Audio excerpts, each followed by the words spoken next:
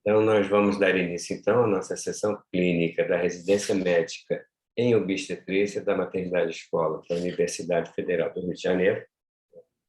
E hoje nós vamos abordar um tema que praticamente representa, né, o que a obstetrícia, ou a alma da obstetrícia, que é né, e o procedimento, e a nossa conduta, que é obstar e estar ao lado dele, né? E, então, esse tema, que é assistência ao trabalho de parto, envolve e há necessidade que todos os residentes tenham um grande conhecimento sobre isso. Tá? Para apresentar esse tema, né, nós escolhemos uma pessoa extremamente qualificada no assunto, né, e que é a professora a doutora Melânia Amorim. Né? A professora Melânia, ela é professora associada de ginecologia e obstetrícia da Universidade Federal de Campina Grande, é doutora em ginecologia e obstetrícia pela mesma universidade. Ela é professora da pós-graduação em saúde integral do IMIP e é bolsista de produtividade e pesquisa 1C do CNPq. Né? Essas são algumas das qualificações da Melânia, né? E então eu gostaria de já passar a palavra para ela e Melânia pode ficar à vontade para iniciar sua apresentação. Então, professores, só um instante, vou fechar o som de todos aqui para ninguém atrapalhar o som, tá bom, professora? Muito obrigada.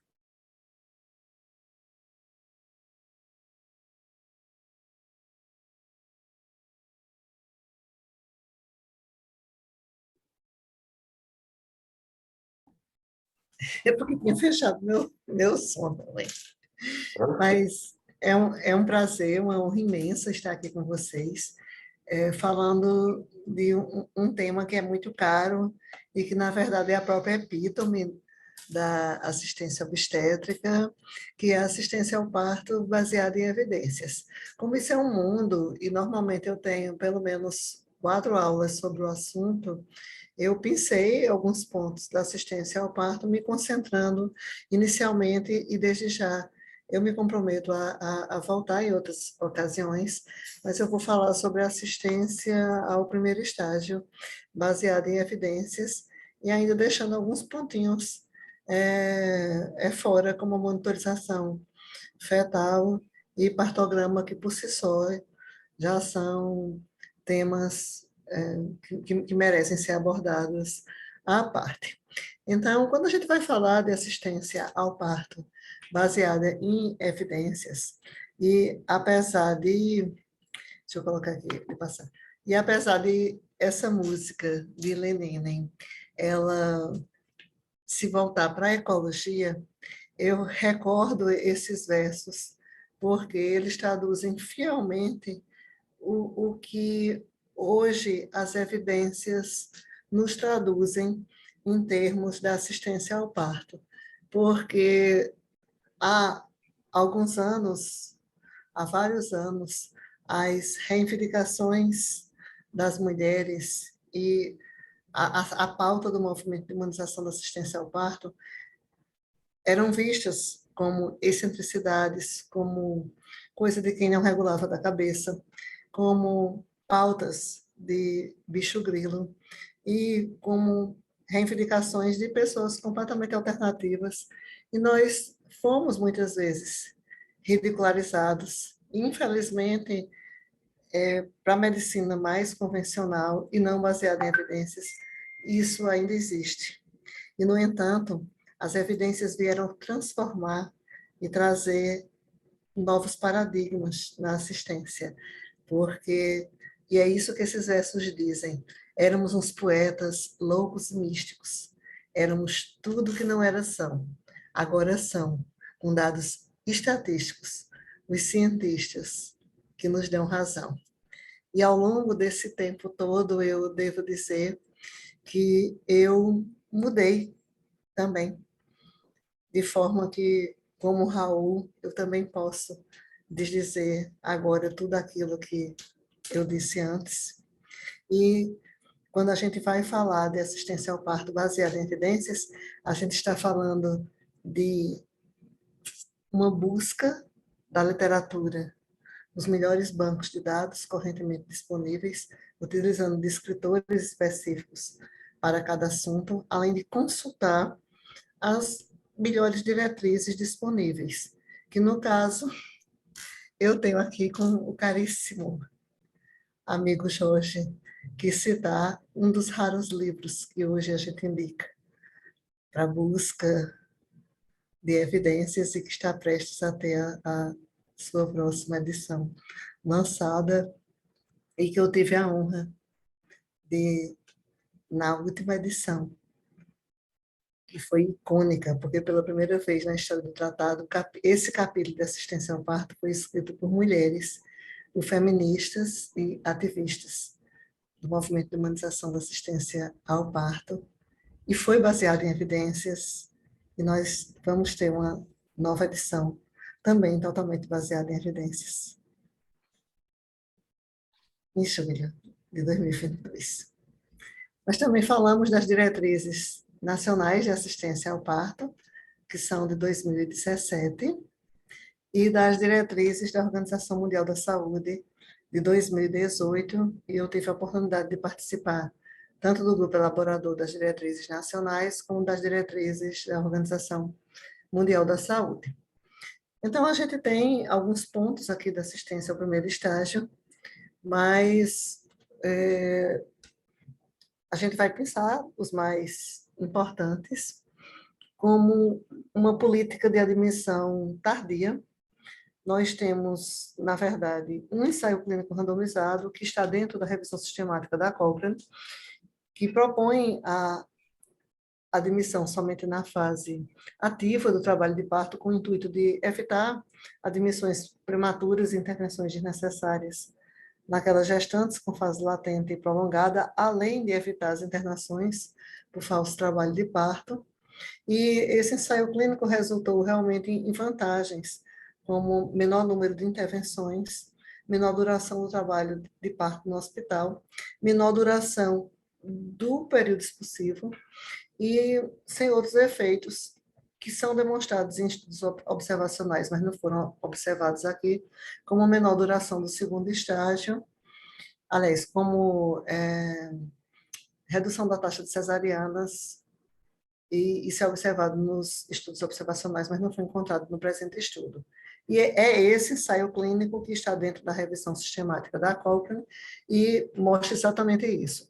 Se o objetivo é retardar a admissão hospitalar até o trabalho de parto ativo, nós temos uma redução do tempo no pré-parto e redução das intervenções de ocitocina, de analgesia e redução do segundo estágio do parto.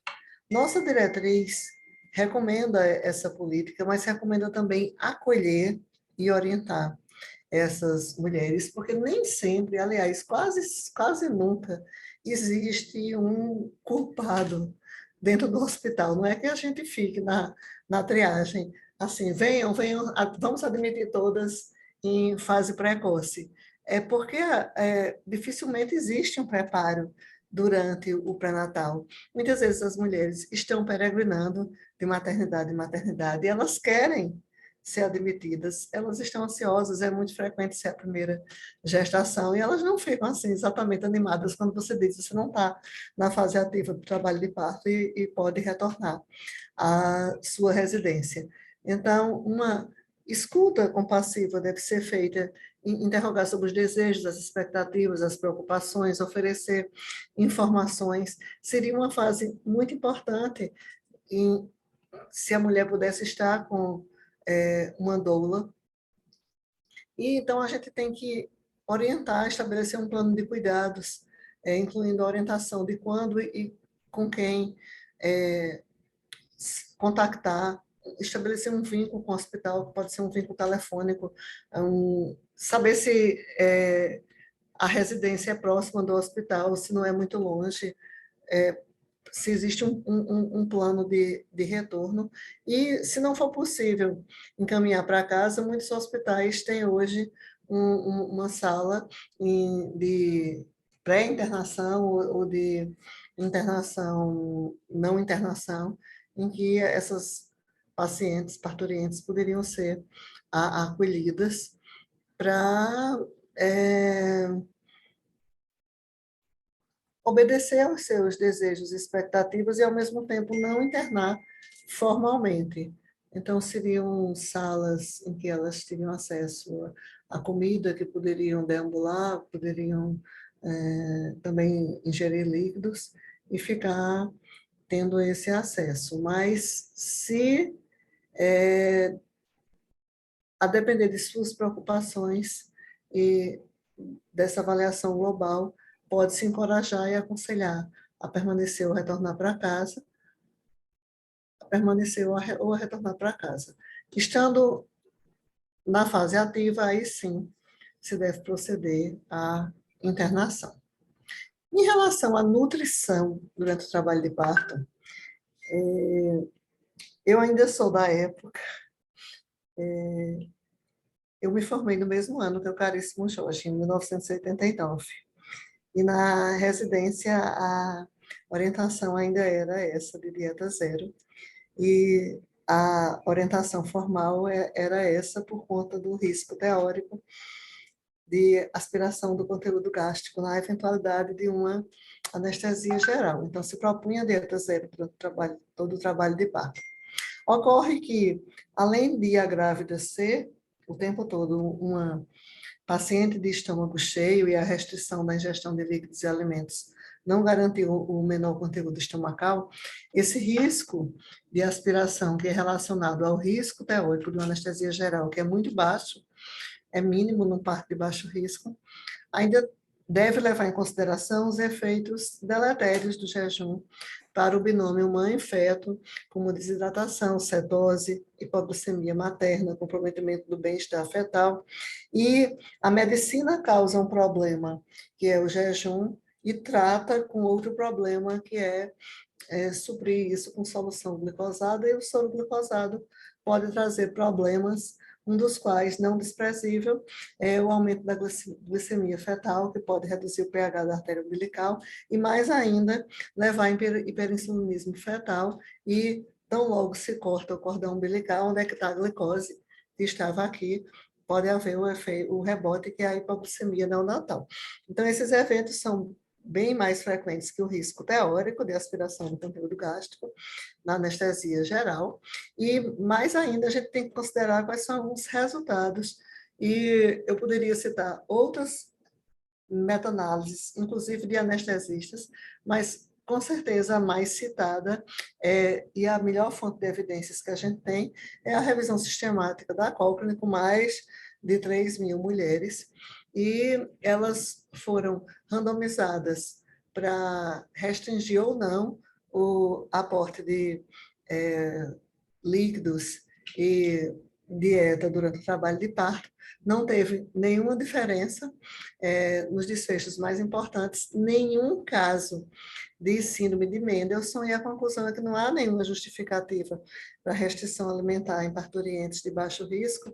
E a gente já sabe, e isso já é de há muito tempo, que em cirurgia geral o jejum prolongado promove glicogenólise, neoglicogênese, aumento da resistência à insulina, aumento da reação inflamatória ao trauma e efeitos deletérios na resposta metabólica, e não é mais recomendado há tempos.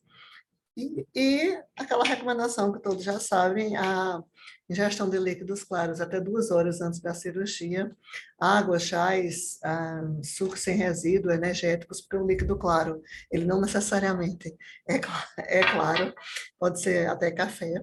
E o jejum de sólidos para a cirurgia geral no máximo 6 horas. Está nas recomendações, inclusive, do Projeto Acerto.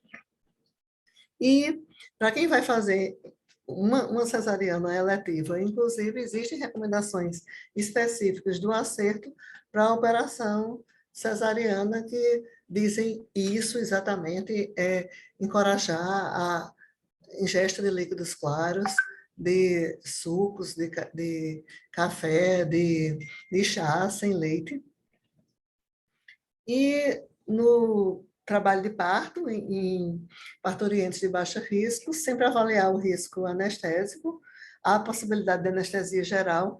E aí a gente sempre reforça isso porque a gente está trabalhando muitas vezes em maternidades de risco e, obviamente, a gente não vai liberar a dieta para uma paciente com pré-eclâmpsia grave em trabalho de parto, e muito menos para uma paciente com eclâmpsia. Essas pacientes têm risco de precisar de uma anestesia geral e de aspirar, então, realmente, e muito menos para pacientes com síndromes hemorrágicas. Então, essa recomendação é para as pacientes de risco habitual, em que a gente vai avaliar a necessidade de repor as fontes energéticas para garantir o bem-estar materno e fetal, permitindo ingesta de líquidos claros, alimentos leves, respeitando as concepções populares regionais.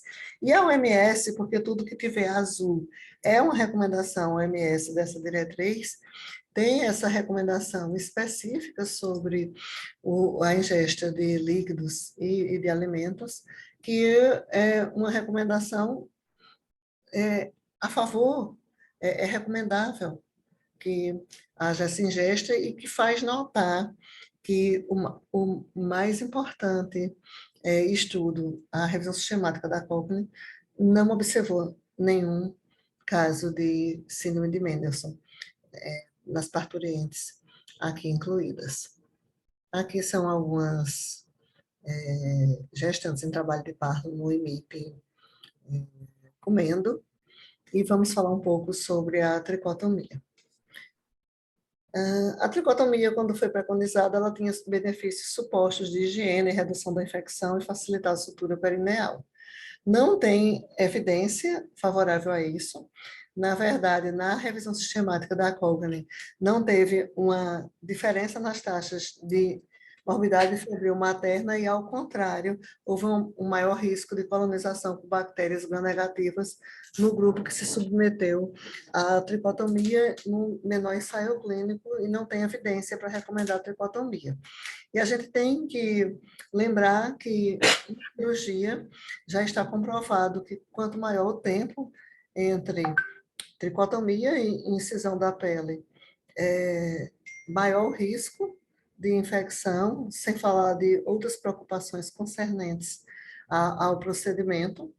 E quando é realizado a raspagem mesmo, o tricoxisma, aumentam mais ainda esses riscos, e tem uma recomendação formal, então, de não fazer tricotomia para os partos normais, e esclarecer, orientar as parturientes, porque, na verdade, o que acontece é que hoje, realmente, muitos serviços, a maioria, eu diria, dispensa a tricotomia, mas parturientes continuam chegando depiladas porque elas sofreram um bullying sistemático e muita pressão ao longo dos anos por nós, profissionais de saúde, dentro dos serviços, e elas aprenderam, entre aspas, que tinham que chegar depiladas para evitar essa forma de bullying, de violência, de assédio moral, porque elas eram extremamente questionadas quando chegavam. Eu assisti isso, técnicas de enfermagem, censurando acremente parturientes que chegavam sem depilação. Então, a gente deve sempre orientar, porque ela pode achar que é necessário se depilar, porque simplesmente desconhece essas evidências, e em quem não se depilou, que agiu corretamente, segundo as evidências, se verificar a indicação da cesariana apenas aparar os pelos, a máquina, aparar e não raspar, somente o local da incisão. Se o local da incisão tiver pelos, imediatamente antes do procedimento. Essa é a recomendação contrária, quer dizer, a OMS faz uma recomendação contra a tricotomia em sua diretriz de 2018. Em relação ao enema, eu sempre penso que não precisa insistir nele, mas vez por outra a gente chega em locais onde ainda fazem enema, ou as pessoas acreditam no enema, então eu continuo falando que no passado se pensava que havia benefícios e que tinha efeitos teóricos de estimular as contrações uterinas, facilitar a descida da cabeça, reduzir a contaminação no período expulsivo e o risco de infecção materna e neonatal. Porém, é uma prática incômoda, considerada constrangedora, sempre carrega consigo um pequeno risco de lesão intestinal e o risco de, em vez de diminuir a contaminação, ao contrário, aumentar a eliminação de fezes liquefeitas no período expulsivo.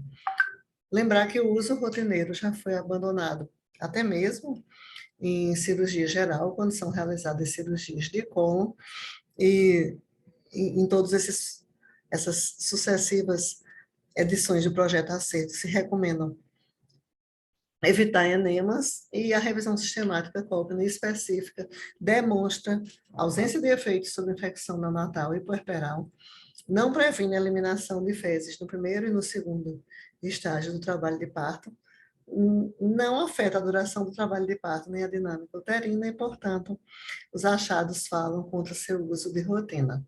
As conclusões de vários autores, considerando as recomendações da OMS e os achados dessa revisão sistemática Cochrane, é que não há vantagens na realização rotineira de enemas durante o trabalho de parto, que muitas mulheres julgam heteróclise constrangedora e que, à luz das evidências atuais, essa prática pode ser considerada desnecessária e deve ser desencorajada nos procedimentos de assistência ao parto e, portanto, não é recomendada pela Organização Mundial da Saúde. E já que a gente fala de intervenções que não são indicadas, finalmente a gente chega numa intervenção, porque é uma intervenção, mas é uma intervenção soft, é uma intervenção que tem evidências, que é o apoio contínuo intraparto, e aí a gente tem não somente uma, mas duas revisões sistemáticas da Cochrane, uma de estudos quantitativos e outra de estudos qualitativos, sobre o apoio contínuo intraparto. Então, o apoio contínuo intraparto, a presença de alguém, o acompanhante, uma doula, alguém para fornecer esse suporte durante todo o trabalho de parto. Na revisão de estudos quantitativos, com 27 ensaios clínicos randomizados, mais de 15 mil participantes, reduz a duração do trabalho de parto e já é um método de alívio da dor, porque reduz a necessidade de analgesia, reduz a necessidade de parto instrumental. E um dado fundamental para qualquer gestor que queira diminuir suas taxas de cesariana, porque o apoio contínuo intraparto reduz em 25% a taxa de cesariana, se associa com maior grau de satisfação materna, redução dos scores de Apgar abaixo de 7 no 5º minuto, e essa redução também tem uma magnitude grande, porque é uma redução de 38%, e embora isso tenha se verificado em qualquer local e com qualquer tipo de acompanhante, os benefícios foram maiores quando o apoio contínuo foi promovido por doulas e nos locais onde peridural não era disponível de rotina.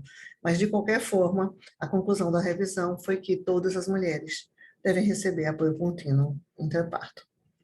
E na revisão qualitativa, em que foi feita a metassíntese com 51 estudos qualitativos, se discutiu assim, como é que os acompanhantes de parto poderiam ajudar as acompanhantes, precisamente porque doulas são majoritariamente mulheres. Elas dão informações adicionais sobre gestação, sobre parto, estabelecem e preenchem os gaps de comunicação entre os trabalhadores de saúde e as mulheres. Elas podem ajudar a prover métodos não farmacológicos de trabalho da dor. Muitas vezes agem como advogados da mulher, não é só agir fazendo a ponte entre os provedores e as mulheres, mas também defender as mulheres. nessa hora é muito importante. E apoio prático também, elas podem encorajar as mulheres a deambular, a se movimentar, providenciar apoio, uma coisa tão simples, mas que tem tanto significado e que funciona tanto. I wanna hold your hand. Segurar as mãos. E, finalmente, dar esse apoio contínuo, né, sempre assegurando que ela se sinta, a mulher, a parturiente se sinta no controle e confiante no trabalho de parto. O que é que as mulheres esperam dessa acompanhante de parto? Que ela seja uma pessoa compassiva, confiável. As mulheres que têm acompanhante, elas tendem a ver mais o parto como uma experiência positiva, enquanto que sem acompanhante de parto há uma maior chance de se ver o parto como uma experiência negativa. As experiências foram mistas em relação aos acompanhantes do sexo masculino, e em relação às doulas propriamente ditas, elas tinham várias vantagens, geralmente se encontravam com as mulheres durante a gestação, desde antes do nascimento, construindo um rapport, ajudando a manejar as expectativas e muitas vezes desenvolvendo vínculos profundos com as mulheres. E as conclusões dessa revisão foram muito interessantes sobre o apoio contínuo intraparto e fazem a gente pensar essas duas revisões e, na verdade, nós estamos resgatando algo que, infelizmente, se perdeu durante o processo de hospitalização do parto, porque, embora nesse processo a gente tivesse o aumento da segurança coincidindo com várias intervenções no século XX, o advento de técnicas mais seguras de anestesia, hemotransfusão, técnicas cirúrgicas mais seguras, mas e hoje isso já mudou, porque os hospitais permitem acompanhantes, mas com o advento da hospitalização do parto, se perdeu essa figura de acompanhante do parto logo no começo, porque na história do parto, mulheres sempre deram à luz, acompanhadas por outras mulheres. A gente vê isso sempre que a gente vê essas representações pictóricas, cenas de parto em toda a história da humanidade, e isso foi se perdendo, e é uma forma de resgatar também. A ancestralidade nisso é muito forte, então isso corresponde a desejos e expectativas da maioria das mulheres, de ter outra mulher ou outras mulheres fazendo esse vínculo, estabelecendo essa função.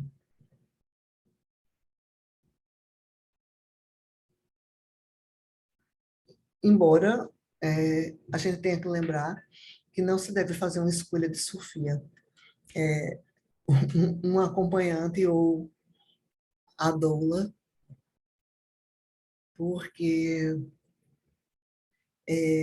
só porque a lei do acompanhante, é óbvio que na pandemia essa escolha ficou um pouco restrita para diminuir o número de pessoas e evitar as aglomerações, mas quando a lei diz que é permitido um acompanhante, em nenhum momento disse que só era permitido um acompanhante e não a doula.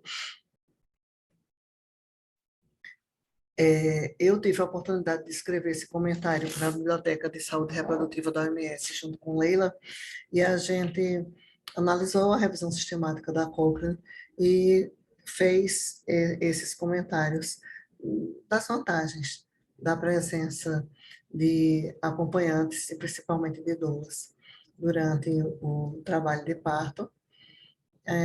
Aqui uma moça que hoje é médica obstetra, mas ela já foi fisioterapeuta, já foi doula, Fabiana Mello, numa figura que eu acho muito bonita, aliás, é uma foto, mas que serviu de inspiração para a nossa desenhista criar esse desenho assim muito bonito. E aqui a lei do acompanhante, a recomendação da nossa diretriz e a recomendação da Organização Mundial da Saúde, que, obviamente, é recomendando a presença de acompanhante de parto e, mais ainda, explicando que, para a gente não pensar que é só aqui no Brasil, é que muitos países e gestores estão quase sempre relutantes em implementar essa intervenção na prática clínica, a despeito das evidências favoráveis que estão disponíveis, têm estado disponíveis há muitos anos, mesmo quando esta intervenção é rotineiramente aplicada nas unidades privadas. O grupo que elaborou as diretrizes concordou que esforços adicionais são necessários para encorajar a implementação em vários níveis de saúde, de cuidados de saúde, dessa intervenção que é tão interessante. E lembrar que Dr. John Cannell, que estudou muito doulas, já dizia, né, que se doula fosse um medicamento, seria antiético não prescrevê-lo, de tantas que eram as vantagens da presença de doulas. Existem, assim, tentando resolver esses problemas criados pela interpretação ao pé da lei do acompanhante, muitos projetos e já várias leis municipais, estaduais, de doulas e um projeto de lei nacional, mas a gente já teve a oportunidade de fazer muitas campanhas. Aqui sou eu com a minha doula, Fabiana Mello, e aqui foi a campanha que a gente fez em 2012, e aqui sou eu, ela e Joaquim Sion, o meu último filho, que hoje tem 11 anos. Eu tive uma doula e foi tudo de bom. E aqui é um acróstico que eu fiz para as doulas, num desses últimos dias da doula. Delas vem força, amor, suporte e benefícios. Onde quer que estejam, ao lado sempre estão. Uma vez presentes, humanizam, cuidam e suavizam. Linda sua missão, sua profissão, seu ofício. Apoio às doulas, que apoiam a mulher. Toda mulher deve ter o direito à presença de uma doula durante o parto, se for este o seu desejo. Em relação às posições e à mobilidade, essa é uma adaptação do site humanization.org e que foi feita por nossa desenhista. E assim, o que se vê assim, é incentivar a liberdade de posição e deambulação, não tem uma posição fixa, uma posição de escolha, e tampouco assim, é uma prescrição de exercícios que a pessoa tem que fazer 15 minutos de caminhada, depois 15 minutos de bola, depois 15 minutos de agachamento, porque liberdade e liberdade de escolha deve ser a tônica, mas o que a gente tem é uma revisão sistemática, Cochrane, mostrando os benefícios disso daí, inclusive um benefício que é bem interessante, que é o trabalho de parto mais curto, para quem assim está bem estressado com os limites do relógio, que é um comportamento de 1 hora e 22 minutos na duração do trabalho de parto, mas também uma redução da necessidade de analgesia, indicando que mudar de posição propicia um alívio da dor, menor taxa de cesariana, e é importante, né, porque a presença das doulas já vai reduzir em 25% a taxa de cesarianas. Se a gente incentiva a liberdade de posição e deambulação, a gente tem uma redução de 29%. É importante isso daí.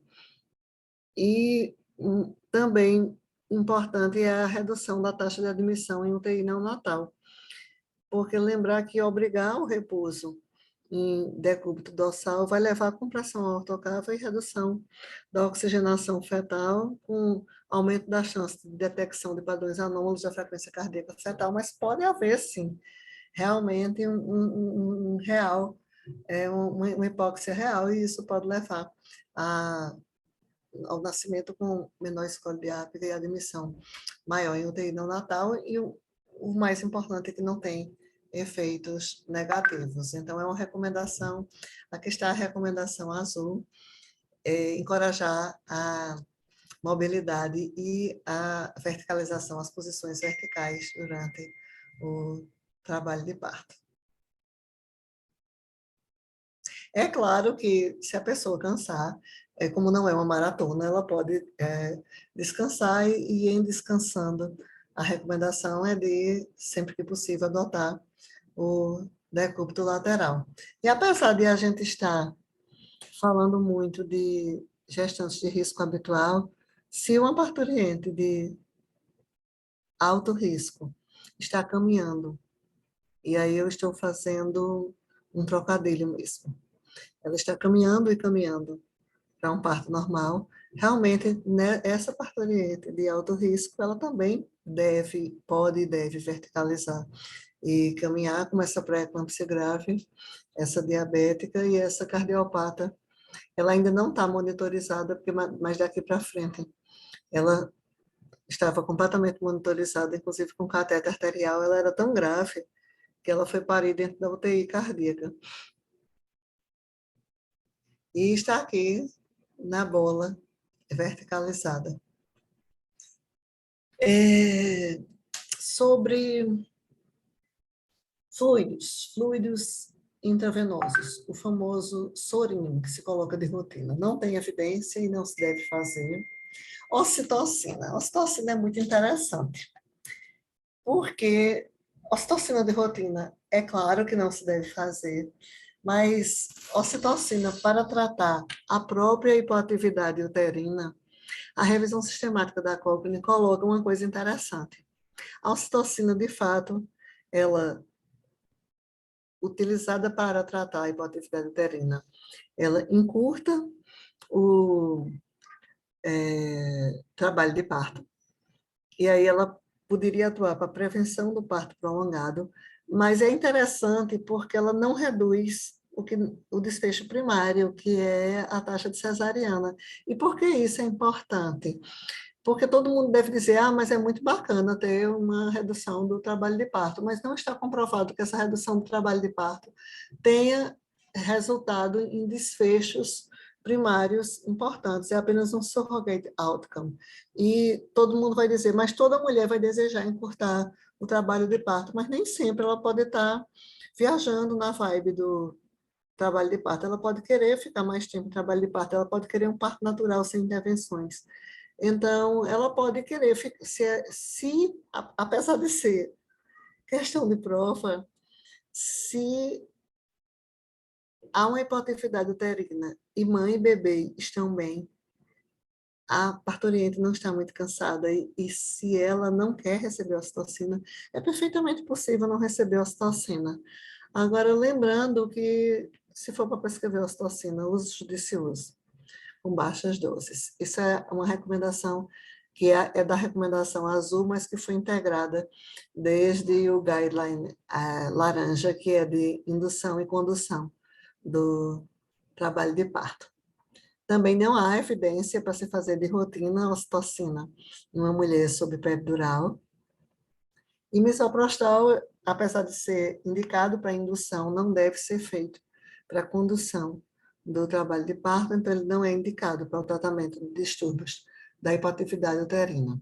Também não há evidência para se fazer amniotomia de rotina, inclusive a amniotomia, ao contrário do que se pensa, a amniotomia de rotina não encurta o trabalho de parto, não afeta a taxa de cesariana, satisfação materna e scores de Apgar.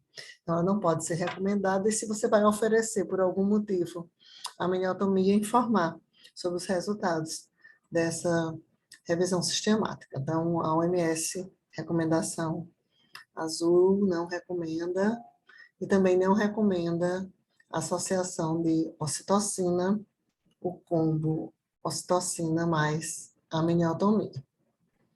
Isso aqui é uma campanha que eu ando fazendo, inclusive contra prolapsos de cordão.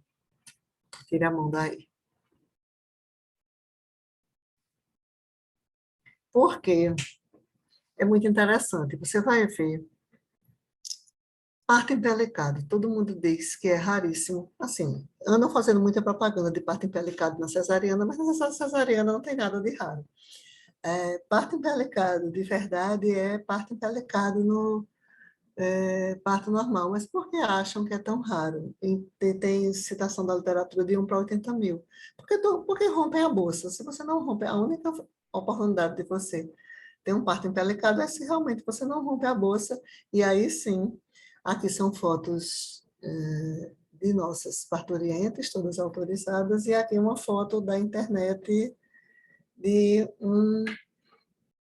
uma moça que deu à luz no interior do seu automóvel a caminho do hospital e que está aqui segurando o bebê empelicado.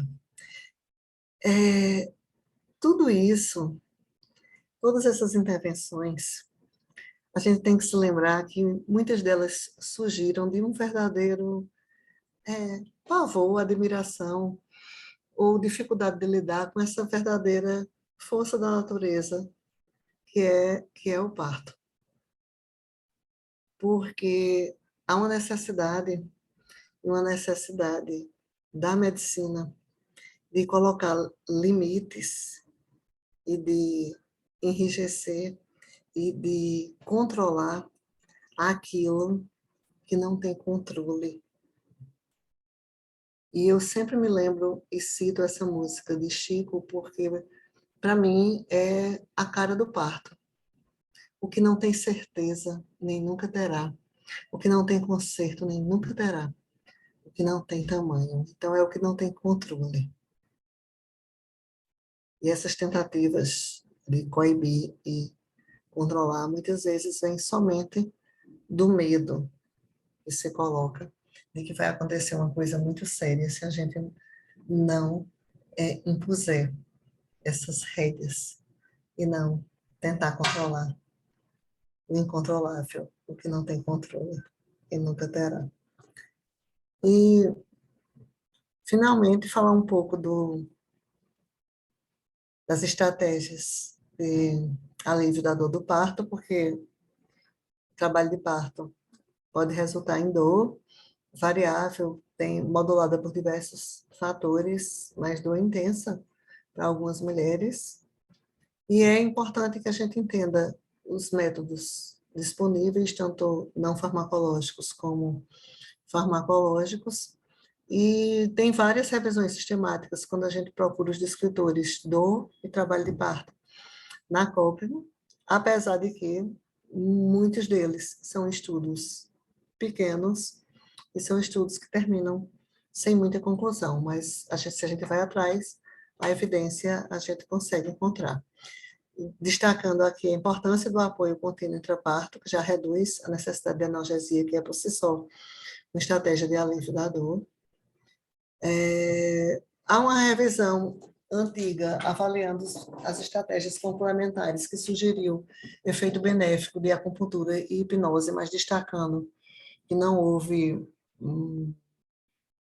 que os estudos não incluíram um número muito grande e que o efeito é marginal, com a precisão do efeito pequena, um intervalo de confiança muito largo. Mas tem uma revisão sistemática que inclui acupuntura ou acupressão, e que a acupuntura versus chamo tem maior satisfação com o alívio da dor e reduz o uso de analgesia farmacológica.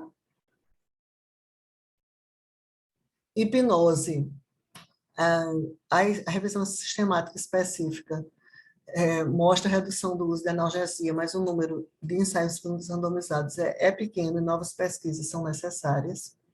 Massagem, que é uma técnica muito atraente, porque é muito fácil. Você tem que ter uma formação de acupuntura e você tem que ter uma formação de hipnose para poder aplicar esses métodos. E massagem é mais simples, porque a própria doula pode ajudar nesse sentido, e os profissionais de saúde ficam mais à vontade, é mais fácil treinar, não precisa ser especificamente um fisioterapeuta, e a massagem pode ser combinada com outras estratégias de alívio da dor, como imersão em água, por exemplo, como deambular, e a gente tem alguma evidência que massagem reduz a dor durante o trabalho de parto, reduz dor e ansiedade, aumenta a sensação de controle e dá maior satisfação com a experiência do nascimento.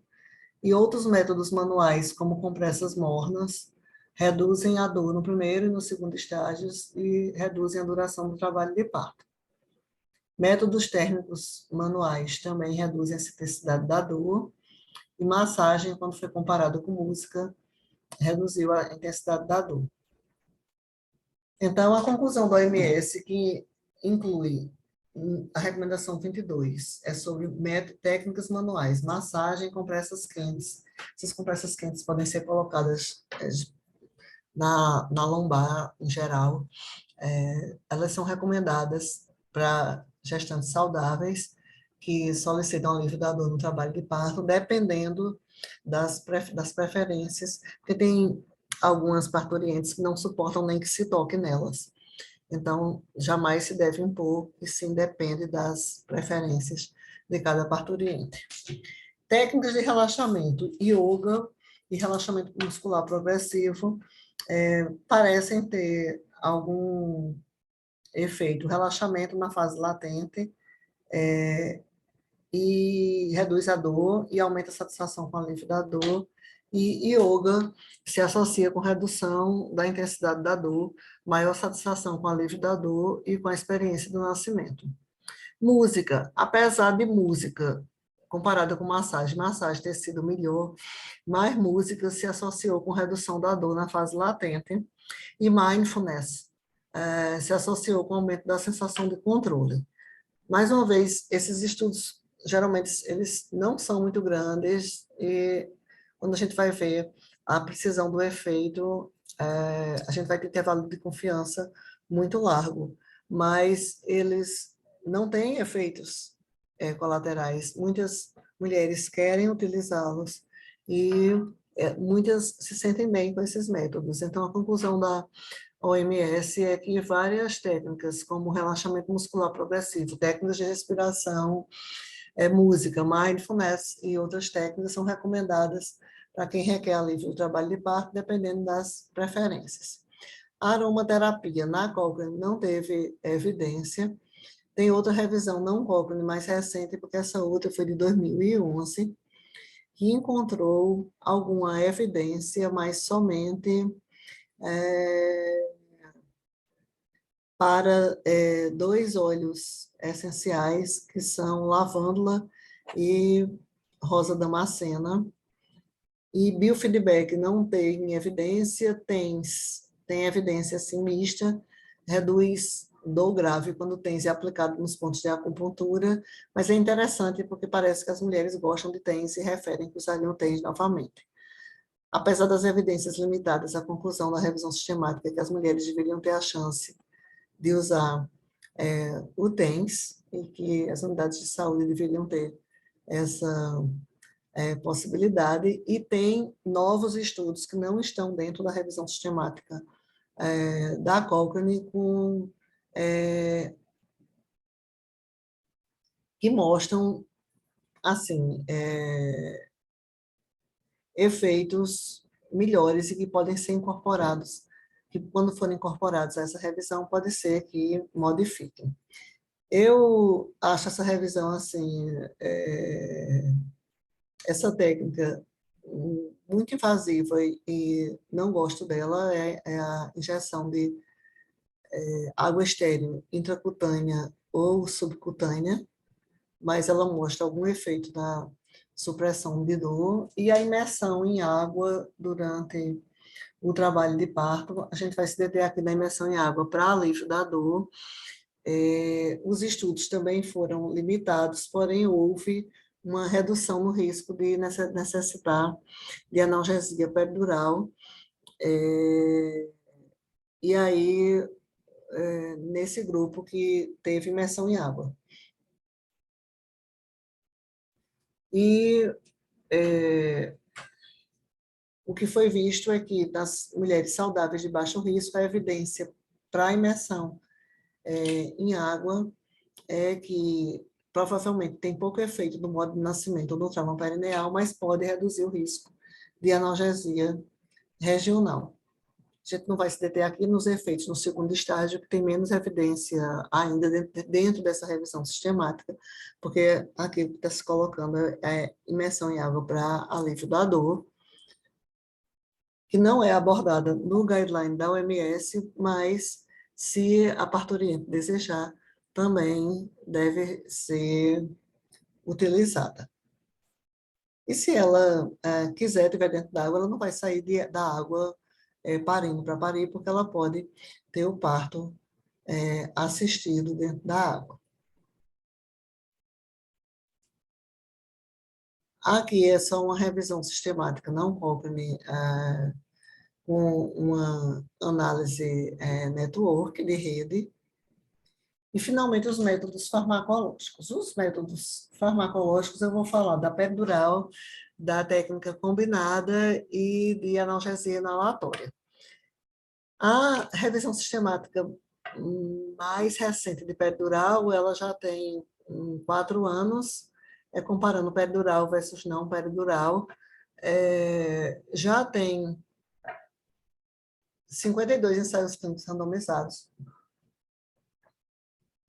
E era de se esperar que, sendo estudos hospitalares, conduzidos ao longo de tantos anos, a gente tivesse uma evidência de qualidade melhor. Mas, assim, a maioria dos estudos é de qualidade moderada a baixa. E os estudos comparam a maioria pedural com opioides e apenas 7 compararam epidural sem analgesia. E aí, assim, obviamente que em relação a opioides, pedural vai ter menos efeitos colaterais, em termos de desfechos desfavoráveis para o bebê. Porém, a gente vai analisar outros desfechos aqui, como intensidade da dor é melhor com a pedural, o percentual de satisfeitas com alívio da dor é melhor com pedural.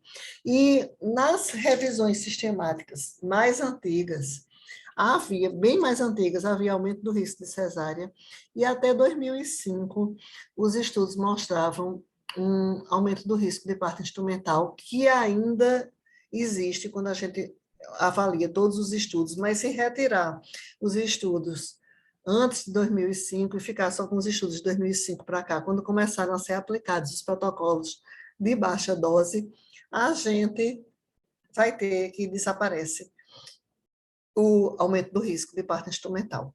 Tem 2 pontos que justificam isso. O aumento do número de peridurais com protocolos de baixa dose e também uma tolerância maior de se esperar nessas parturientes e se incentivar que elas mobilizem e que elas deambulem e mudem de posição durante o trabalho de parto e que tenham o parto na posição que elas assim desejem. E isso, obviamente, está intrinsecamente associado com não ter bloqueio motor, e aquele bloqueio motor paralisante com as analgesias de mais alta dose realmente limitava essa escolha da liberdade de posição para parir. Então, modernamente, não tem diferença na taxa de cesariana e o aumento do risco de parto instrumental, é só com os estudos incluídos antes de 2005, não tem diferença clara nos desfechos neonatais. Em relação a opioide, o risco de depressão respiratória neonatal com a peridural é menor, mas tem algumas coisas ainda que continuam aparecendo, como o aumento da necessidade de ocitocina, o bloqueio motor, que pode ainda acontecer, aumento do risco de febre materna, hipotensão, retenção urinária, e um aumento da duração do primeiro e do segundo estágios, que são, respectivamente, em torno de 30 e 15 minutos, e que devem ser considerados por quem está manejando a assistência ao parto, e considerar isso para não ficar achando que se está prolongando algo que é totalmente fisiológico. Fisiológico, embora com intervenção farmacológica. O risco em relação ao opioide de acidose neonatal é menor, e em relação à não analgesia farmacológica, com placebo, não analgesia ou autoestimulação, a peridural é mais efetiva. Então, aqui estão assim, alguns gráficos da Cochrane, só para a gente ver que realmente é um método muito efetivo de alívio da dor. Acho que é um dos métodos mais efetivos que existem. A efetividade é muito semelhante à do bloqueio combinado, mas junto com o bloqueio combinado é sem dúvida o método mais efetivo que existe de alívio da dor. E essa duração aqui de 32 minutos da primeira fase do trabalho de parto e um aumento de 15 minutos de duração da segunda fase. Essa é a média, né? Então pode variar um pouquinho mais. Ainda hoje perguntam, peridural para começar quando? É quando a parturiente quiser, porque por vários motivos, inclusive porque a revisão sistemática da Cochrane mostrou efeitos similares com o início precoce versus o início tardio, não tem nenhuma diferença. Então, se não tem nenhuma diferença, nenhum efeito adverso com o início precoce, a solicitação da parturiente é motivo suficiente para se administrar uma peridural. E a técnica combinada de hacking com peridural, a revisão sistemática Cochrane é um pouquinho mais antiga, então precisa de incorporar novos ensaios clínicos randomizados, mas assim, elas são praticamente equivalentes à peridural de baixa dose com o bloqueio combinado. Vai depender muito da familiaridade, da experiência e da seleção do anestesista, porque se o início de ação é mais rápido com bloqueio combinado, por conta da anestesia raquidiana, por outro lado, pode dar um pouco mais de prurido. Então, vantagens da técnica combinada, menos retenção urinária, menor necessidade de dose de resgate, porém, mais prurido. E observou-se assim uma ligeira redução do risco de parto instrumental, possivelmente por menor necessidade da dose de resgate. Mas quando se foi ver especificamente com a peridural de baixa dose, assim, são muito semelhantes, exceto o início de ação ser mais rápido com a combinada, e, porém, a peridural com baixa dose ter menos prurido. O ideal é que realmente todos os serviços ofereçam acesso a todos os métodos e que os serviços, principalmente os serviços de alto risco, que oferecem induções, que tenham disponibilidade de analgesia farmacológica, porque é muito injusto não oferecer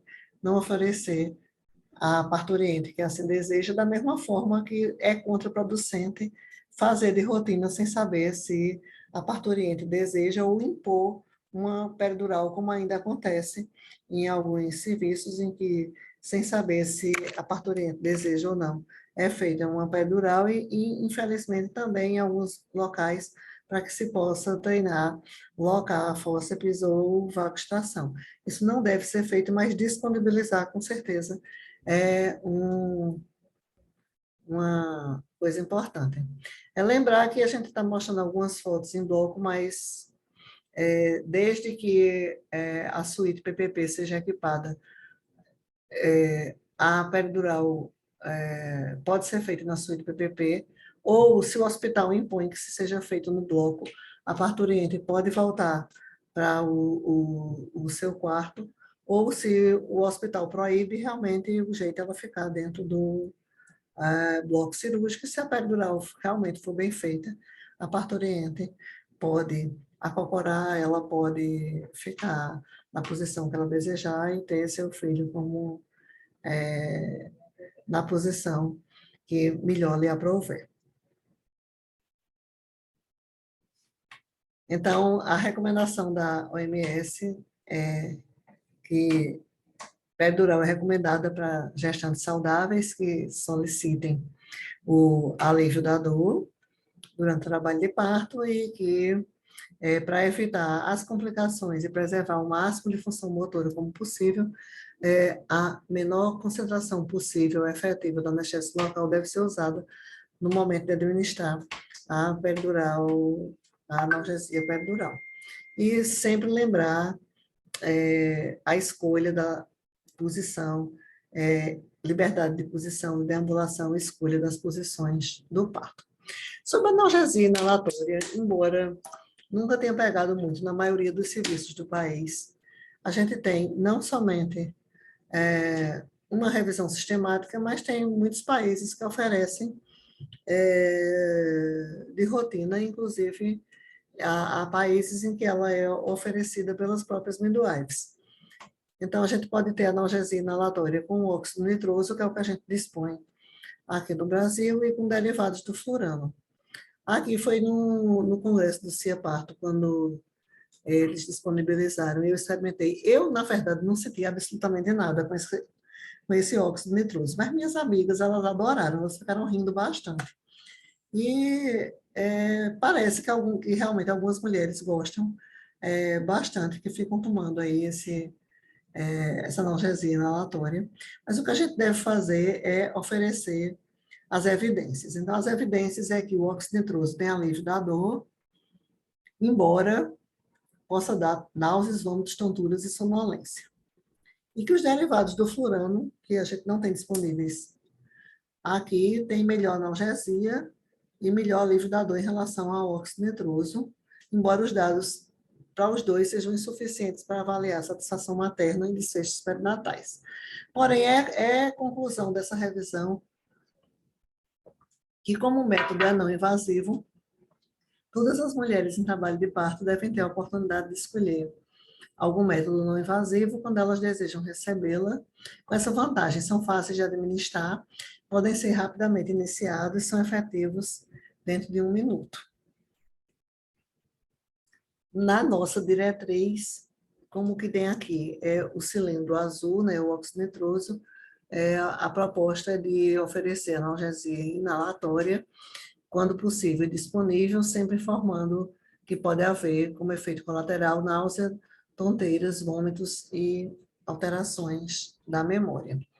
Há uma recomendação antiga de que devem ser privilegiados métodos não farmacológicos e não invasivos, mas, modernamente, a conclusão é que você deve oferecer todos, mas que deve fazer parte, já desde o plano de parto e discussão com a gestante, para que essa escolha ela realmente seja informada, baseada em evidências, e não uma escolha, porque se a pessoa não sabe nem que existe o método durante o trabalho de parto, ela ter que escolher entre o que muitas vezes ela não sabe que existe, pode ser bastante complexo. Então, a informação é realmente a chave dessa tomada de decisão partilhada, e deve vir desde o pré-natal, fazendo parte do plano de parto.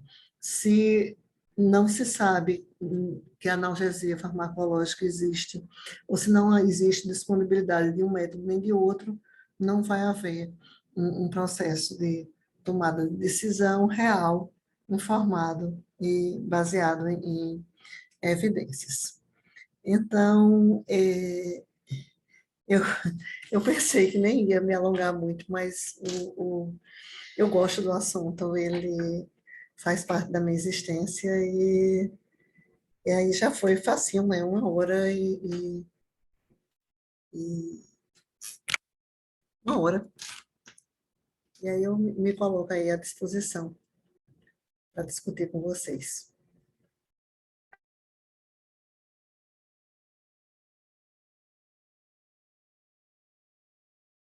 Prontinho. Está liberado o áudio, né? Melânia, excelente a sua apresentação. Realmente, o assunto assistência ao trabalho de parto é um assunto bastante extenso, né? Mas você conseguiu abordar pontos bastante polêmicos, né? E que tendem a fazer uma grande mudança dentro do que a gente conhecia em termos de assistência ao trabalho de parto, né? Então, essas mudanças é importante salientar, né, que todas essas mudanças são baseadas em evidência, né? Não são conceitos, né, de determinados grupos, né, ou pessoas que poderiam ditar normas. Então, são realmente, e você trouxe essa evidência bastante importante para que a gente possa cada vez mais melhorar a nossa assistência ao trabalho de parto. Bom, inicialmente, a gente queria primeiro colocar em discussão com os residentes, né, para que eles possam primeiro fazer as suas observações, suas perguntas em relação ao que foi exposto. Então, eu queria colocar para os residentes aberta a oportunidade de fazer algum questionamento.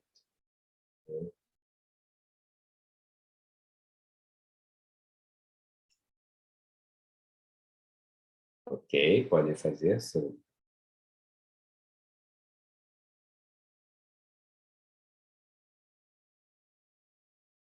Acho que os residentes estão um pouco acanhados, né, para fazer suas perguntas. Vamos abrir, então, para a sala toda, né, para todos os presentes terem essa oportunidade de conversar, de questionar ou de comentar a respeito do tema que foi apresentado.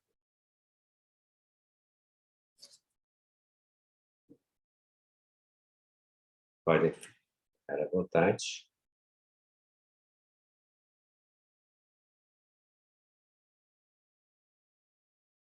Alô?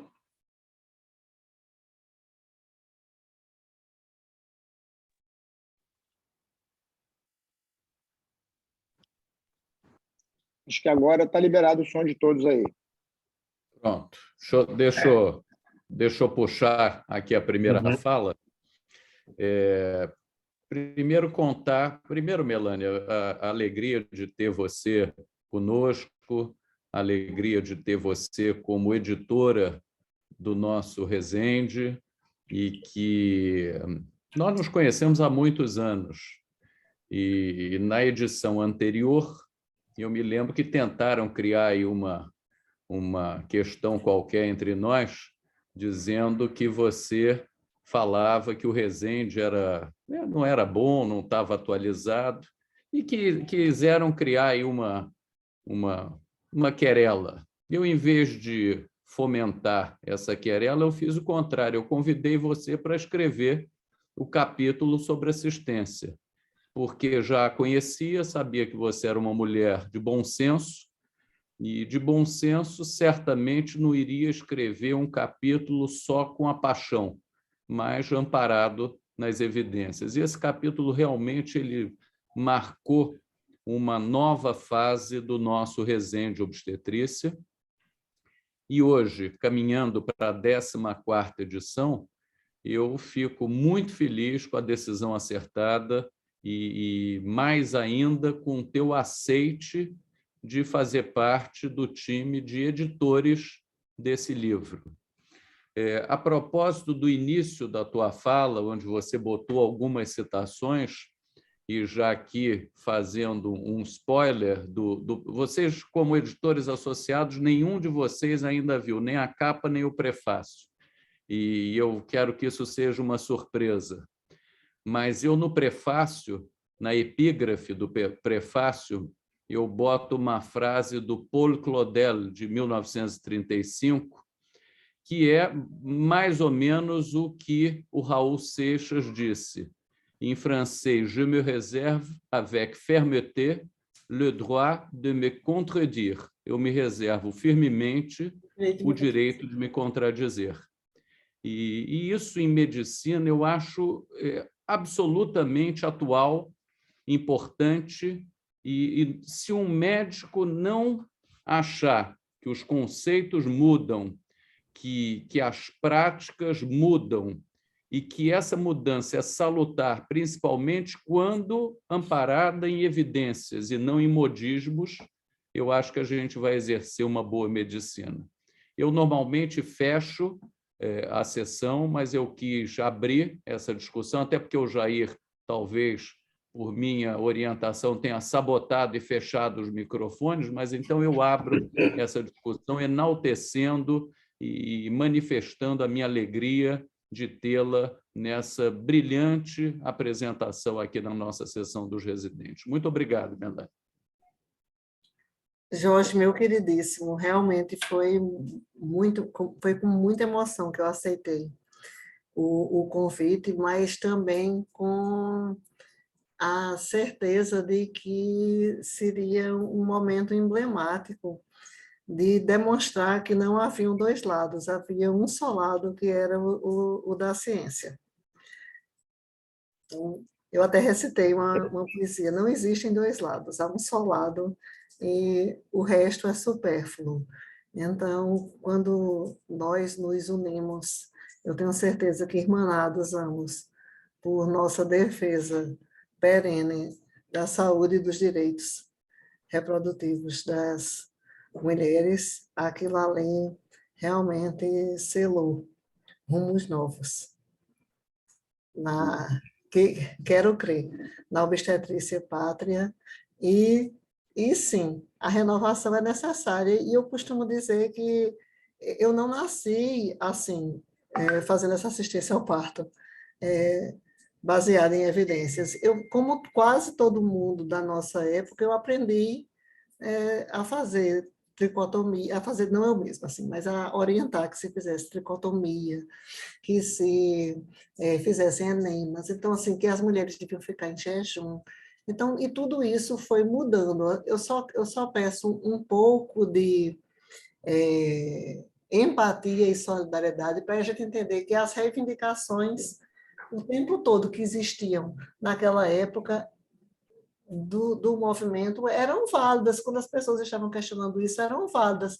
Já havia, assim, um movimento em termos de que existiam evidências disso, que a gente às vezes não conhecia, porque a gente estava acostumado com o que a gente tinha aprendido, e existe, infelizmente, até hoje, uma tendência de ridicularizar reivindicações que são válidas. Então, dizer assim, que é uma ousadia as pessoas quererem comer, quererem ter uma doula, quando não é. Mas a ciência ela é soberana, é por isso que essa aula é assistência ao parto baseada em evidências. E eu começo com poesia e termino com poesia por conta disso.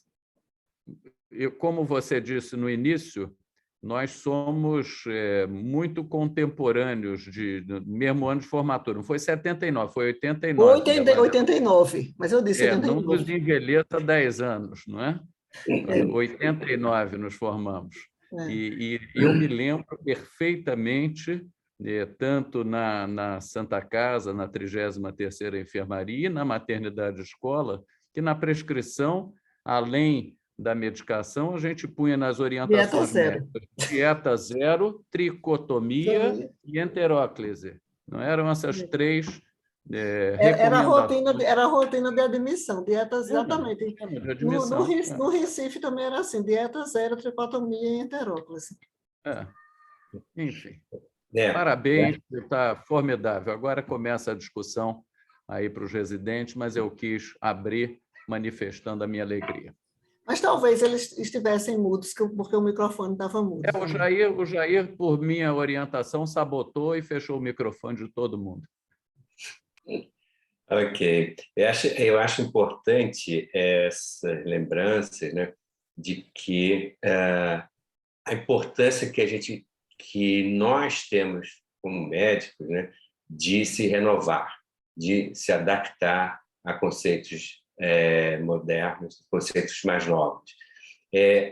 Nós aprendemos, né, principalmente eu que tenho mais idade, aprendemos com experiências, né, que cada um tinha, em relação a determinadas condutas. E, gradativamente, a gente foi vendo que, hoje em dia, não cabe mais a gente falar sem ser baseado em evidência científica, né? Então, acho que é muito importante e que a gente tem que estar adaptado a essa renovação, a essa mudança, desde que ela esteja baseada em evidência, né? Então, vou retornar de novo aos residentes, né, a fazer os seus questionamentos e também para a sala toda essa oportunidade de fazer alguma pergunta. Pode ficar. Oi, eu tenho uma pergunta. Quem é? Júlia? Isso. Bom, prazer, boa noite. Meu nome é Júlia, sou residente do Instituto Fernandes Figueira, sou R2 atualmente. Júlia, você está apagada mesmo, ou é porque eu não estou vendo? Eu desliguei a câmera. Em relação ao óxido nitroso, né? É algo que a gente não tem muito contato aqui no Brasil, enfim. Mas eu queria saber se Eu acho que Júlia não só Falhou. está no escuro, mas está sem áudio. Agora falhou o áudio. No Recife só tem no Hospital da Mulher, porque aqui em Campina Grande, quer dizer, eu nem estou em Campina Grande, eu estou no Recife agora, mas em Campina Grande a gente não tem, não sei se aí tem. Não, eu nunca vi. Mas no caso da gente iniciar, né, esse uso e essa paciente ter esses efeitos adversos, né, de tontura. Olha, veja só, nem sei se eu deveria falar, mas isso é como se fosse uns porres de lança-perfume, sendo que sem aqueles efeitos ilegais e não controlados. Então, assim, a pessoa fica tomando uns porrezinhos sob demanda, e esses efeitos, eles não são, pelo menos aparentemente, deletérios para o bebê. Agora, o que ela pode ter é isso, é náusea, tontura, vômito e alteração de memória. Agora, na prática, assim, as parturientes que eu vi, elas estavam gostando e, tipo assim, ajudava a tolerar e chegar e ir adiante, entendeu? Entendi. Mas aqui em Campina, quer dizer, aqui em Campina Grande, quando eu não estou em Campina Grande, eu estou no Recife, agora não tem. Mas eu não sei se vocês assistem aquele Call the Midwife. Elas andam com um cilindrinho de óxido nitroso. E os próprios, também aqui nos consultórios odontológicos, não pegou muito não, mas lá fora, em outros países, os dentistas usam muito. Nós tivemos aqui uma proposta na perinatal da empresa para eles deixaram lá para uso, mas acho que não se concretizou a efetivação. Mas eu acho que é cultural, quer dizer, eu acho que é cultural também, porque assim, o povo não usou, aí as mulheres não pedem, aí as pessoas não incentivam, mas eles estavam vendendo nesse stand em 2019, que foi o último grande congresso presencial, e eu achei muito interessante. Agora, não assim para eu comprar pessoalmente, porque era pesado, mas eu acho que o hospital fazer isso daí é interessante, né? Principalmente no local que tem residência médica. E é rápido, né? O efeito. É imediato. Tá certo. Obrigada. Ok. Estou dizendo que eu não senti nada, mas eu acho que é porque eu já tenho o fígado muito ativado, assim.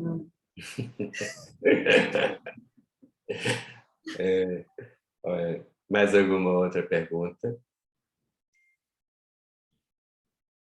Comentários? Oi, boa noite, professora. Aqui é a Natália.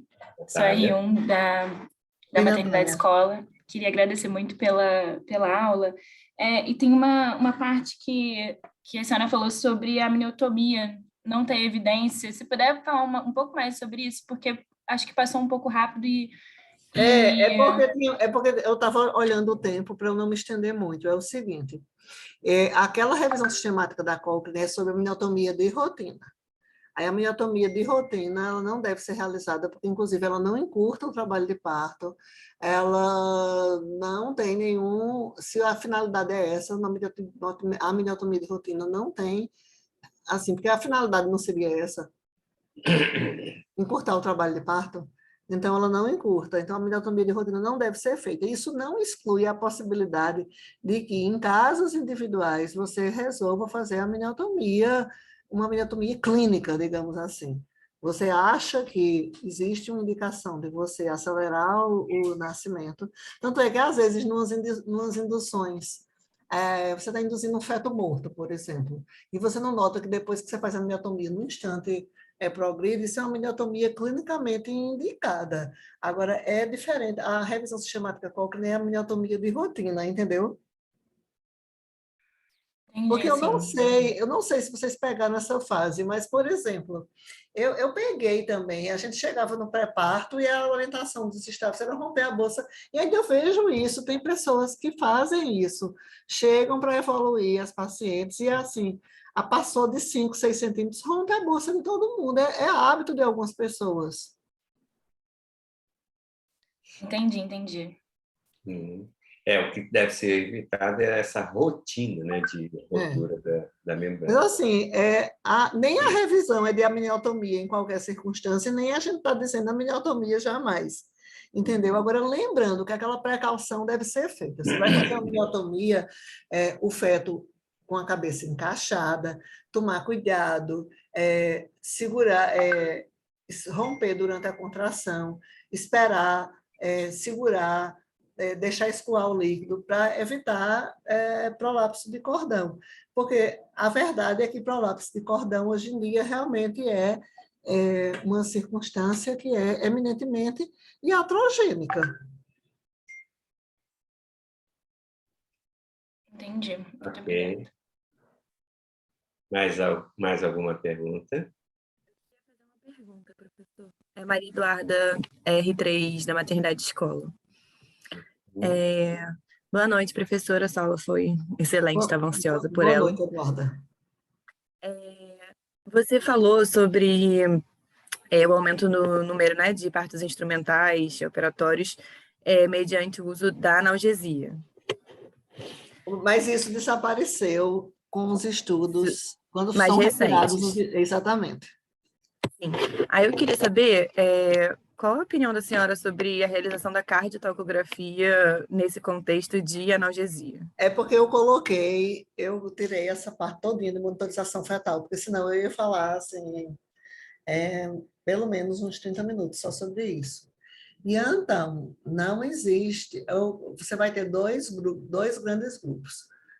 Existe o grupo da FIGO, capitaneado pelo Diego Aires, que vai ser totalmente favorável, e, aliás, vai impor que a analgesia se faça com cardiotocografia, porque eles acreditam, inclusive, houve uma dissensão durante a elaboração do guideline, para insistir que se fizesse cartografia de rotina em toda parturiente de baixo risco, e outro grupo que vai achar que você deve fazer a ausculta de intervalo, porque, na verdade, não tem evidência científica sólida, entendeu? O que você deve fazer é manter um padrão rígido de ausculta fetal.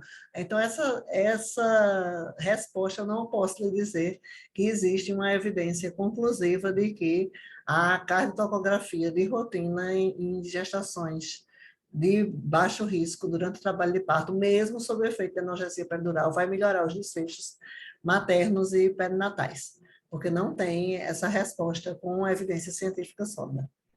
Aí o que eu acho nesse contexto, assim, absolutamente não é a coisa mais importante do mundo. Eu prefiro dar uma resposta baseada em evidências científicas.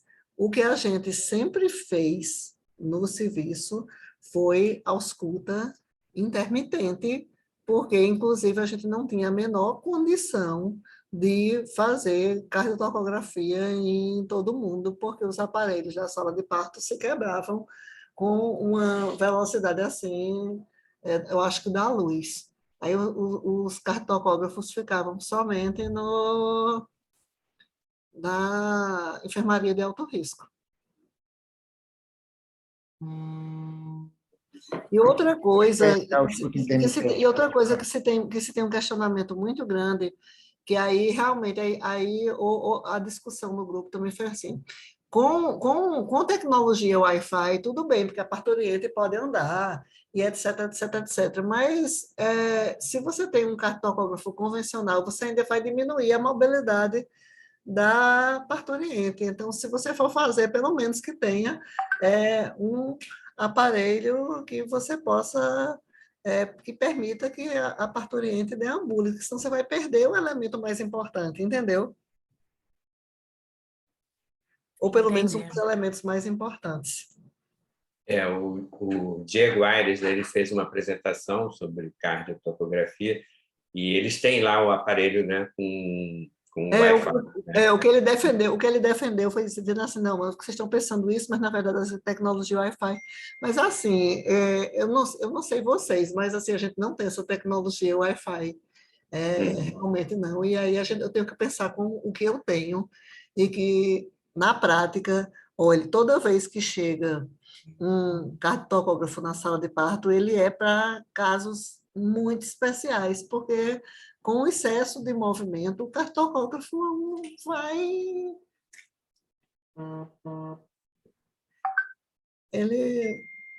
Aqueles cristais são muito delicados e vão...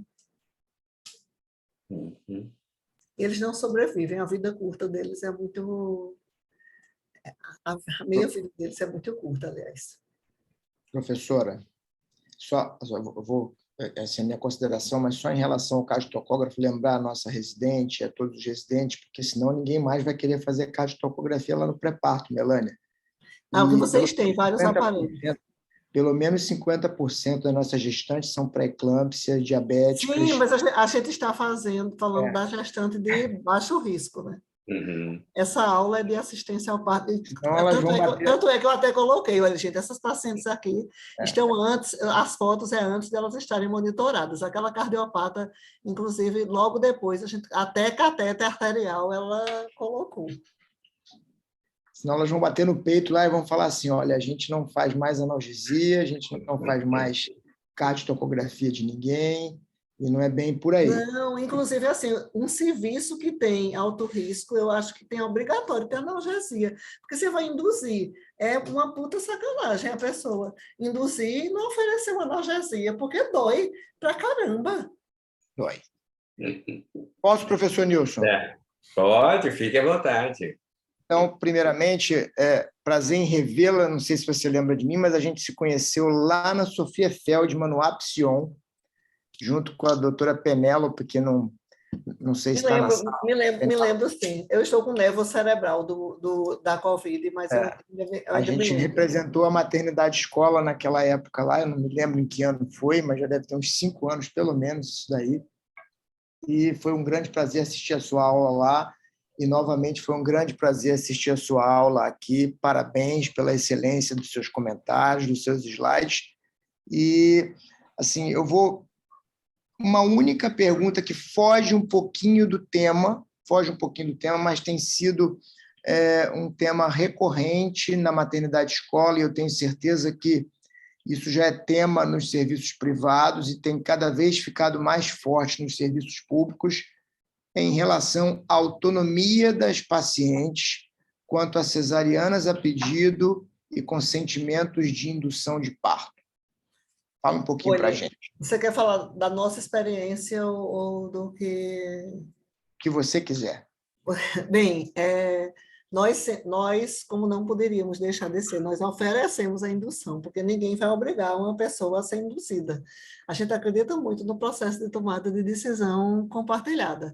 Se a paciente se recusa a fazer a indução, ela oferece uma cesariana. Agora, pacientes querendo assim, chegar para marcar a cesariana em Campina Grande e no IMIP também, ainda são muito, muito poucas, não tem uma relevância. Eu acho que como isso surgiu originalmente em São Paulo, foi chegando aí nos outros locais, o movimento não é grande, e isso não impactou na taxa de cesarianas do serviço, não. A nossa taxa de cesarianas é alta porque, assim, tem um monte de gestante de alto risco e realmente precisa ter. Não teve um aumento do número de casos de cesariana por conta disso, não. Mas, assim, eu sou defensora da autonomia da mulher de qualquer forma. Agora, eu só não concordo que se deixe de dar todas as informações, porque uma decisão ela só é plenamente informada e um termo de consentimento ele só é real se a gente explicar tudo. E muitas vezes você não está explicando tudo, porque eu fico assombrada mesmo, Jair, com o que a gente está vendo, com um aumento impressionante, principalmente do espectro de placenta creta, de istimocele, de gravidez e cicatriz cesariana e de placenta prévia, que eu costumo dizer, virando para o pessoal brincando, eu sei o que vocês fizeram nos verões passados, porque a gente não pode deixar de falar nisso. Então, uma pessoa que quer outros filhos, principalmente, a gente tem que insistir nisso daí, que não é à toa que você vai fazer uma cesariana. Então, eu sempre digo assim, a gente tem que dar todas as informações para que a decisão realmente seja informada, porque tomada de decisão compartilhada não pode ser assim, tudo são flores. São os prós, os contras, os riscos e os benefícios. Concordo plenamente com você. Assim, talvez, eu não sei qual é a Mas sua ao opinião. contrário de muitas pessoas que acham que a mulher não tem o direito de decidir por uma cesárea, eu concordo inteiramente. Inclusive, a mulher que não quer amamentar, ela pode decidir que não quer amamentar, porque os peitos são dela, o útero é dela, a barriga é dela, a mulher tem o direito de decidir o que ela quiser, porque senão eu não ia ser feminista. Eu não sou só Melânia baseada em evidências, não. Eu sou uma defensora dos direitos sexuais e reprodutivos sempre. Então, é um direito que ela tem, desde que a decisão seja informada e que seja uma decisão que ela tome, não que tomem por ela. Eu posso acrescentar ainda assim, que a gente vê com frequência que nessa decisão compartilhada, na verdade, que no final das contas a decisão é dela, salvo se houver alguma indicação obstétrica, né, para cesariana ou mesmo para o parto vaginal, é que muitas vezes a gente os colegas colocam as vantagens e desvantagens de ambas as vias de parto e tomam partido. Então, eu sei que isso é difícil, mas a minha opinião é que quando a gente fala as vantagens e desvantagens de parto normal, desculpa os meus cachorrinhos, e vantagens e desvantagens da cesariana, eu não acho que a gente deveria tomar partido, como, por exemplo, na medicina fetal, a paciente, quando está lá para fazer uma amniocentese comigo, ela me pergunta, doutor, o que o senhor acha que eu devo fazer? Eu falo assim, você que vai decidir, olha, você tem que fazer assim ou assado, porque senão eu estou decidindo, a realidade de vida dela, esse filho não é meu, e quando a gente fala, eu faria isso assim, eu faria assado, você está induzindo. Mas eu não acho que eu concordo com você no sentido. Outra coisa que não teve nada a ver, veja só. Chegou uma paciente para mim que não tinha nada a ver, mas assim, com essa história, mas ela chegou porque o vascular tinha dito a ela, depois de ela ter tido um evento trombembólico, que ela não podia usar nenhum método anticoncepcional hormonal nenhum, nem com progesterona, nem podia colocar um DIU de progesterona, nem nada. Aí eu fui explicar para ela as evidências de que ela podia usar progesterona e o DIU de Mirena, e eu expliquei, dei uma aula e escrevi uma carta mandando, só assim, para o colega explicando isso para ele, somente para não ficar aquela coisa. Aí ele disse para ela, tudo bem, mas se fosse minha mulher, eu não faria isso jamais. Então, assim, é a personalização que você acaba dizendo assim. Então, sempre que me perguntam o que é que a senhora acha, o que é que você faria no seu caso, não interessa. Não interessa. Não interessa. Porque senão você está induzindo a decisão dela. Você não pode tomar esse partido. Né? Quando me perguntaram qual é a minha opinião, eu sempre digo, minha opinião é o que menos interessa. Eu acho que a gente, como profissionais e como profissionais da educação, a gente tem o compromisso de todos esses residentes que estão aqui de exaltar a autonomia das pacientes e não tomar partido, porque muitas vezes a gente tem que prover a paciente de informação, mas eu não tenho que dizer o que é melhor, o que é pior, porque tem vantagens e desvantagens dos dois jeitos. E a gente vê desfechos desfavoráveis nas duas vias de parto. Eu não estou banalizando o parto normal, muito menos a cesariana, mas eu acho que a gente deveria ter assim, mais seriedade em relação à indução. Não estou falando de você, Melânia, de jeito nenhum, pelo amor de Deus. Eu acho que a gente deveria ter mais seriedade em relação às você lembrar, os meninos também lembrarem que termo de consentimento não é para a gente se proteger, é para proteger o paciente, para você garantir que o paciente está recebendo todas as informações. Não estou fazendo só tempo de consentimento de cesariana, de qualquer cirurgia. É para você garantir que o paciente esteja protegido, qualquer paciente. E aí você acha que termo de consentimento é algo para você se proteger, que você está dando assim para paciente assinar e ficar protegido, e você está, eu dei um termo de consentimento. Concordo, tem que ser, inclusive ele tem que ser discutido, explicado, perguntar se ela tem alguma dúvida, e da mesma forma que eu acredito que o termo de consentimento também deve ser o da indução, porque quando a paciente interna com 41 semanas, por exemplo, e ela vai fazer uma indução, ninguém deu opção para ela, muitas vezes, em muitos serviços, dela escolher o que ela quer. E outra coisa, só para finalizar, em relação à indução, à analgesia de parto na maternidade escola, a gente tem o orgulho na maternidade escola de pelo menos 70% dos nossos partos terem analgesia por escolha da paciente. Ela escolhe a analgesia de parto, né, com a peridural, às vezes, muitas vezes no bloqueio combinado, e isso eu sei, e a gente sabe que aqui no Rio de Janeiro, por exemplo, a maioria dos serviços, né, de baixo risco não tem analgesia de parto, raramente tem analgesia de parto, pela carência de profissional, não tem anestesista, o movimento é grande, então como a maternidade escola é uma maternidade menor, e que tem esse nicho de pacientes diabéticas, de medicina fetal, pacientes com pré-eclâmpsia e hipertensão, a gente acaba conseguindo bastante, e temos sempre 2 anestesistas no plantão. Isso é propaganda da nossa maternidade, Melânia, e do professor Jorge também. Valeu. E você tem, então, anestesistas que não se recusam a trabalhar, porque existem também alguns serviços anestesistas que não querem ir fazer analgesia de parto. O que é um absurdo, não é verdade? Que não gostam da analgesia de parto, porque você já sabe por quê, porque demora. E você falou num outro ponto muito importante em relação ao sucesso da analgesia de parto, né? Porque as meninas acabam que a gente já teve paciente que reclamou da analgesia de parto, porque evoluiu com o bebê com desfecho ruim, e aí ele falou, não, mas a analgesia de parto dá mais paralisia cerebral, a analgesia de parto dá mais parto instrumentalizado, tudo isso. Agora, a gente sabe que em qualquer especialidade médica, assim como a analgesia de parto, a expertise do profissional faz muita diferença. Então, o anestesista ele tem que saber fazer analgesia de parto. Na maternidade escola, a gente tem 2 anestesistas e tem residentes em anestesia aprendendo analgesia de parto. Isso é muito legal. O que aconteceu? Eu vou falar um pouco da minha experiência pessoal, porque foi muito importante.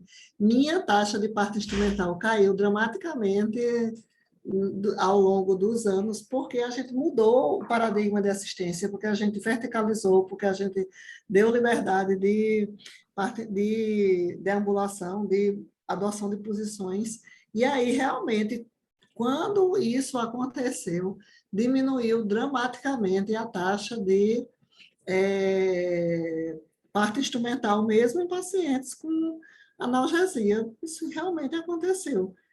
A gente está com 4, 5% de parto instrumental, e eu acho que caía preferindo o vácuo.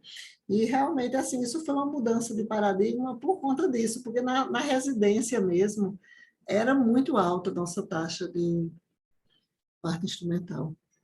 Era alta porque as pacientes ficavam deitadas, né? Muito obrigado, parabéns aí pelas suas palavras. Professor. Ok. Mais alguma outra pergunta? Algum comentário? Ok. Então, Melânia, mais uma vez, a gente quer agradecer a você, a sua presença aqui trouxe um grande brilho para a nossa sessão, trouxe informações relevantes, né, para a formação dos residentes, e acho que dessa forma, acho que cada vez mais a gente deve sempre se basear em evidência para que a gente possa evoluir, né? E estar disposto a rever seus conceitos. Isso é muito importante, né? Para que você possa... Não adianta você ler a evidência e você não mudar os seus conceitos, não se adaptar, né? Acho extremamente importante. Você quer fazer algum comentário final, Melânia? Não, só dizer que foi uma alegria muito grande estar aqui com vocês. Realmente eu fiquei muito emocionada e foi uma satisfação imensa. Muito bom mesmo. Ok. Obrigado, então, a todos. Obrigado, Melânia, mais uma vez. E queria convidar a todos os presentes, principalmente os residentes, na semana que vem estarmos juntos no mesmo horário. Tá? Um abraço a todos. Tchauzinho. Obrigado, Tchau. Melânia. Melânia. Tchau, tchau.